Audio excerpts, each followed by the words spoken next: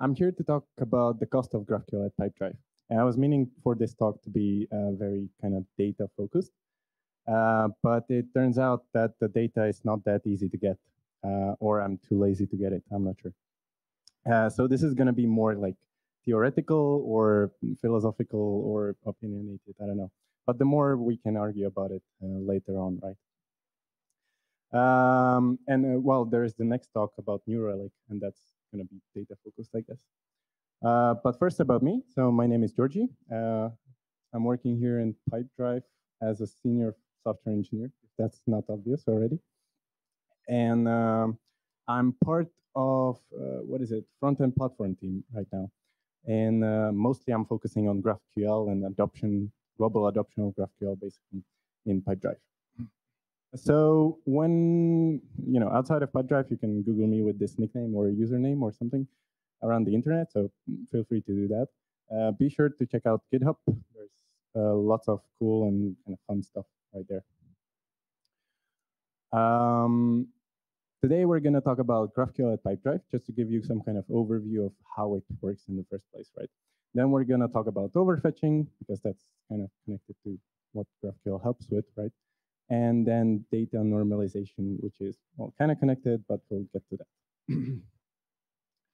that. So GraphQL at Pipedrive. Pipedrive is built on microservices in general, right? I'm assuming you kind of know what that is and you heard about that. So the GraphQL setup works in this way, where you have some kind of GraphQL gateway, and that one gets information from some subservices, federated subservices, right? And there's three scenarios there. One is that we have a federated service that has, gets the data from its own database and gets it to the GraphQL gateway.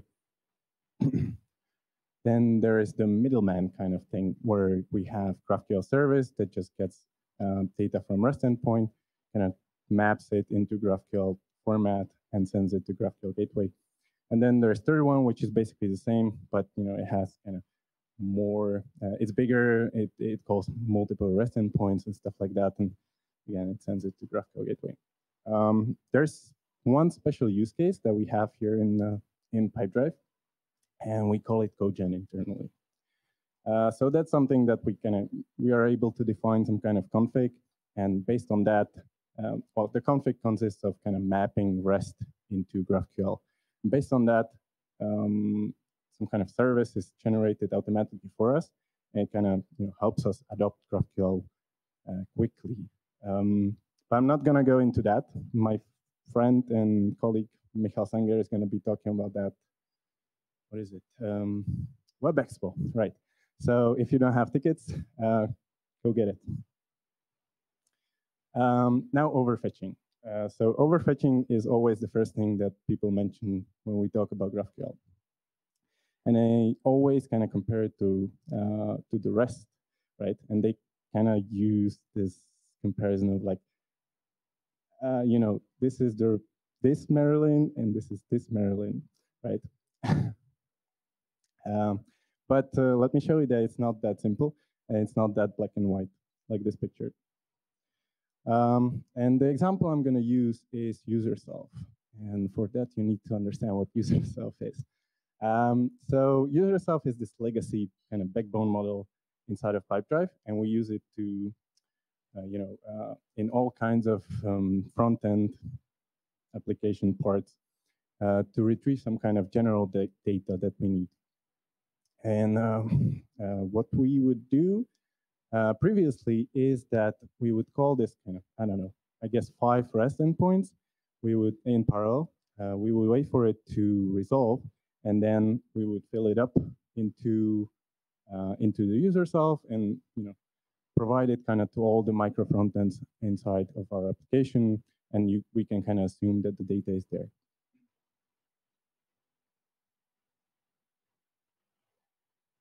So the first thing that we kind of try to optimize is this thing, because it takes time and it blocks the rendering and all of that stuff. So the first mission that was actually introducing GraphQL into Pipedrive was actually trying to optimize exactly this. So what we're doing now is, instead of doing 5 requests in parallel. We're doing one big query, bigger query. And the GraphQL gateway takes care of resolving it on the backend, right? And well, obviously there's less data because we don't need all that data from all those REST endpoints. And instant profit, right? Well, no. Let me tell you why. So this is the graph of loading this user self right now, right? And as you can see, the majority of it is time to first byte. Time to first byte is something that, well, basically browser sends request and waits for server to kind of start to responding or something. So this is the time for a GraphQL gateway to kind of collect all that information and then send it to browser. And the problem that we were trying to solve is over here, right? So basically the cost of kind of transferring that data outside of your infrastructure is completely minimal, right? So we're transferring maybe, I don't know, maybe half of the data or maybe third or something like that, but still there would be no change. And so when someone uses this argument of overfetching when it comes to GraphQL, it doesn't really work this way in microservice setup like we do have. Because you still need to retrieve that data from all those parts, right? Okay. That brings me to data normalization. And that's kind of, well, it's connected to overfetching, but it's kind of deeper or something like that. This is what we're trying to use to actually, achieve this performance boost. I'm going to use this relay example. So I don't know if you heard about relay. It's similar thing to Apollo. And this is basically the storage of it and how it stores the data, right? So any data that we basically get from the server through any query or anything like that, mutation, whatever, relay transfers it into this. So as you can see, there are 2 records here, right? So it's a record list, and there are 2 records here. The first one has a type name, which is person, has some kind of ID. So for us, this is globally unique node ID. But it can work without it, but it helps us with kind of identifying specific entities, right? And then, well, it has some kind of own data like name, and then it references organization, which is just reference to the other record in the list. And that one, again, has name, ID, and type name, and whatever data there is. So as you can see, this is like flat structure, and there is no duplications there. And well, we'll get to why this is important. But for that, you need to know how Pipedrive frontend works. And so we were talking about the backend being built with microservices. So the frontend works in a similar way on micro frontends. So that basically means it has all the benefits like microservices do, right? So the teams are completely independent. They can build applications whichever way they want. And they just need to provide some executable bundle for us, for a platform, to kind of be able to render that application somewhere. And then there is Fruit, which picks that micro frontend and renders it into some specific place when it decides it should be there. If you were wondering what Fruit is, it's frontend root. It took me about half a year to realize.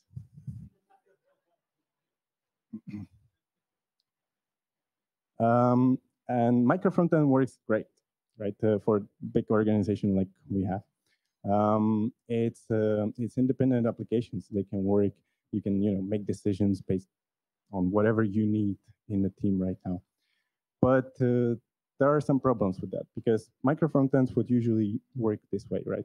They need some kind of information, so they fetch it and they store it in Redux or some kind of, I don't know, internal storage. But that brings 2 problems. It's no reusing of data, right? So each micro frontend loads its own data. So there is no really way to kind of intercept it and provide it and reuse it across different micro frontends. And I hate this one so much. Is data out of sync. So imagine that micro frontend is basically updating some data on server, it's saving it in its own store, this updated data, but all the other micro frontends don't know about that. So what is happening often is that we're listening for some socket events of something happening on the server, and for all the other micro frontends to be able to tell that they should reload all the data or whatever. It sounds horrible when I say it. So let's look back to this normalized kind of store, right?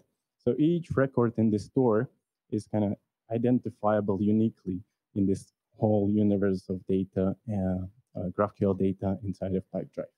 So since each and every micro frontend would understand it the same way, we can actually reuse it for all the micro frontends which are standalone and work independently.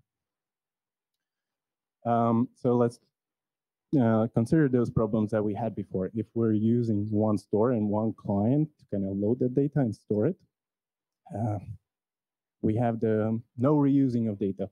So suddenly we're able to, before we make requests, we can actually see if we have it already in store and provide it from there and not make the request at all. And the second one is data out of sync. For that one, we're using one store, right? So when you update data for your micro frontend, you're updating it for everyone. And thanks to hooks and stuff like that, that Relay provides, like fuse fragments stuff, each component is basically connected directly to the store. So Relay can, in a very performant way, decide which single component it should update across Pipedrive. So suddenly, all those micro frontends that were working independently, they still work independently, but they are able to work with the same data. So in conclusion, I have conclusion here. It's like one sentence. GraphQL doesn't give you much out of the box, at least not for our kind of microservice setup, right? Because the cost of kind of retrieving the data and stuff like that is still there. But it gives you options, right? Suddenly you're able to understand data in your frontend, and you're able to reuse it in separate applications.